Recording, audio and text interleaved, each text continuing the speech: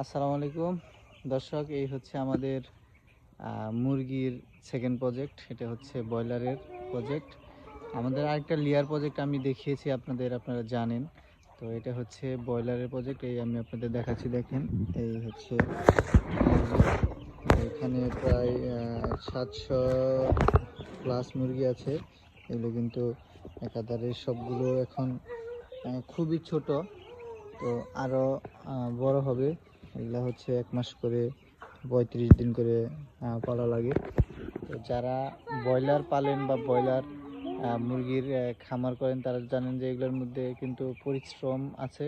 পরিশ্রম করতে হয়, পরিশ্রম করার পরে কিন্তু এগুলো থেকে কিছুটা বেনিফিট পাওয়া সম্ভব। তো আপনারা দেখেন, আমি দেখাচ্ছি। এটা হচ্ছে আমাদের ব্রয়লার মুরগির খামারের অবস্থা। এই হচ্ছে এটা পুরোটা ঘর যেভাবে দেওয়া, এইভাবেই কিন্তু ঘর এইভাবে দুচালা করে দেওয়া আছে। তো এইভাবেই কিন্তু মুরগির ঘর দেওয়া হয়। তারপরে এইগুলো আস্তে আস্তে যখন বড় হবে, পর্যায়ক্রমে একটা কুটি করে ওই পিছনের দিকে বাড়িয়ে দেওয়া হবে। যেভাবে দেখেন এখানে যেভাবে দেওয়া হয়েছে, আস্তে আস্তে পর্যায়ক্রমে কিন্তু সামনে পিছে বাড়িয়ে দেওয়া হবে। তুমি কি মুরগি পালো?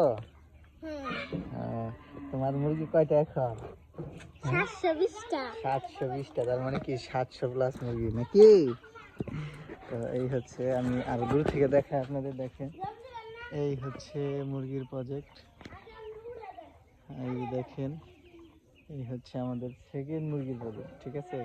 তো আপনারা যারা যারা ব্রয়লার মুরগি পালার জন্য চিন্তা করতেছেন, ভাবতেছেন, তারা কিন্তু ব্রয়লারের এভাবে খামার করতে পারেন।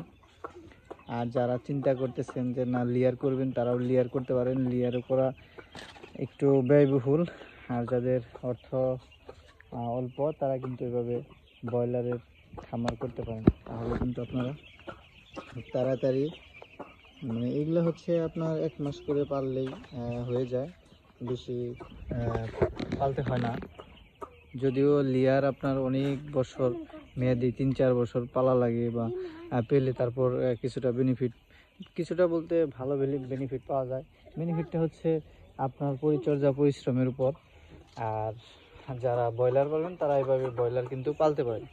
তো ভিডিওটি কেমন লাগলো অবশ্যই কমেন্ট করে জানাতে পারেন। আর এরকম ভিডিও যদি পেতে চান, অবশ্যই আমাদের পেজটা ফলো দিয়ে রাখবেন। তো আপনারা যারা খামার করতে পছন্দ করেন, তারা খামারমূলক আমি কয়েকটা ভিডিও দিয়েছি, ব্রয়লারের, লেয়ারের। আপনাদের যাদের যেটা ভালো লাগে, তারা সেটা কিন্তু করতে পারেন। তো অবশ্যই ভিডিওটি বেশি বেশি শেয়ার দিবেন। আর এই হচ্ছে খামারের অবস্থা। আমাদের খামারটা কেমন হয়েছে অবশ্যই সবাই কমেন্ট করে জানাবেন। আর সবাই বরাবরের মতো ভালো থাকবেন, সুস্থ থাকবেন, এমনকি ভালো কাজের সাথে থাকবেন। আসসালামু আলাইকুম।